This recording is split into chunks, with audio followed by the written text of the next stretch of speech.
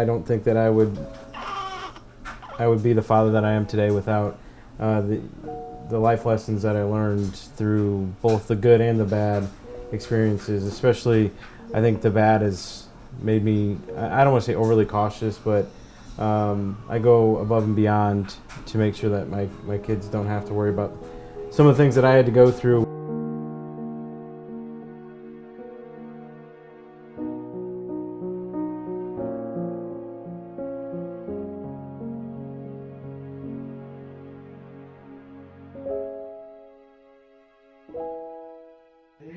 So go see her. Go see her. That's your sissy. She's so cute. Yeah?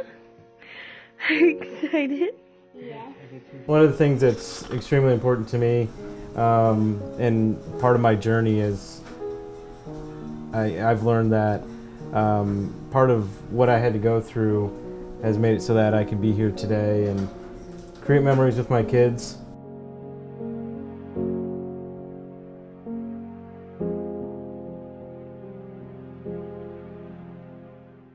Go say hi to everybody.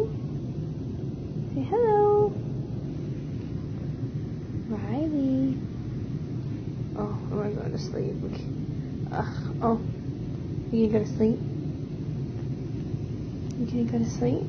Oh, you're so silly. Oh, so cute.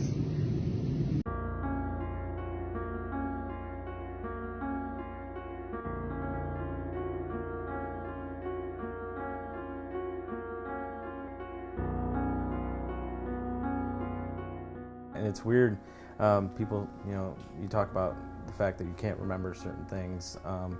Weirdly, I have a pretty good memory of a lot of situations. So I remember my biological father, who was in and out of my life for the first 3 years, 3.5, 4 years.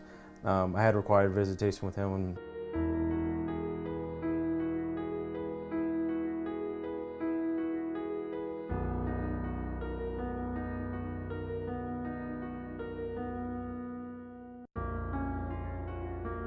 there was times where she would leave for months and nobody would know where she was. Always come back, always apologize. I think today that still impacts me. I don't really trust people very much. I deal with that. It's a struggle for me to let anybody in and then trust them. But I don't remember being sexually abused. Most of mine was physical or neglectful, being locked in closets and in rooms, locked outside for hours. So the hardest thing with my mom is her reaction to one thing would be different every other day. So, I mean, there'd be times that she would, be passed out, whether it's alcohol or drugs, on the couch. So me and my older brother would make food. Some days, fine. The other day we'd get beaten for it and locked in a room, or those type of situations. And I think that's the hardest thing.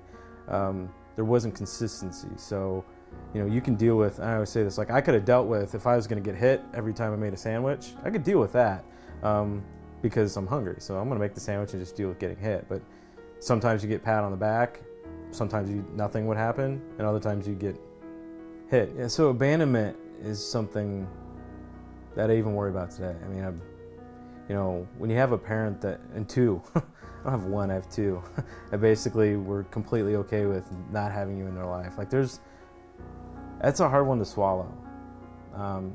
Even now, I mean, I obviously get emotional talking about the fact that it's hard to say that both your parents don't really care that you're in their life. And being a father, and I say this to a lot of people, I'm about 31, and I've worn a lot of titles already in my life: coach, manager, husband. And even with being a husband, like my favorite title is father.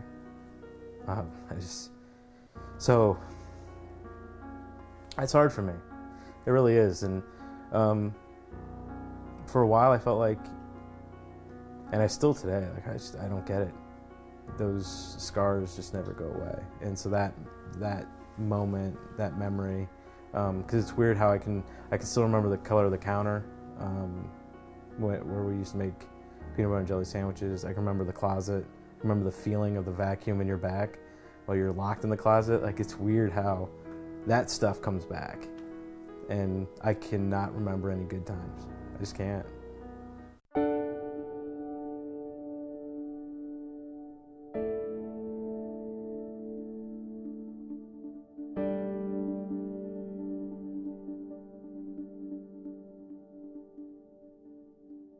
I can still remember for the longest time I slept with my adoption papers underneath my mattress. That was one of the coolest days ever. I can look at a problem in two ways, and I can complain about it and sit here and wallow in it and say, why me? Or I can find a solution. And for me, my solution's been impact people and share my story. So go see her. Go see her. That's your sissy. He's so cute. Yeah? Are you excited? Yeah. The one great part about it is my kids will never have to ask that question. They'll never have to wonder if I love them. Because I tell my daughter that every day. Every day.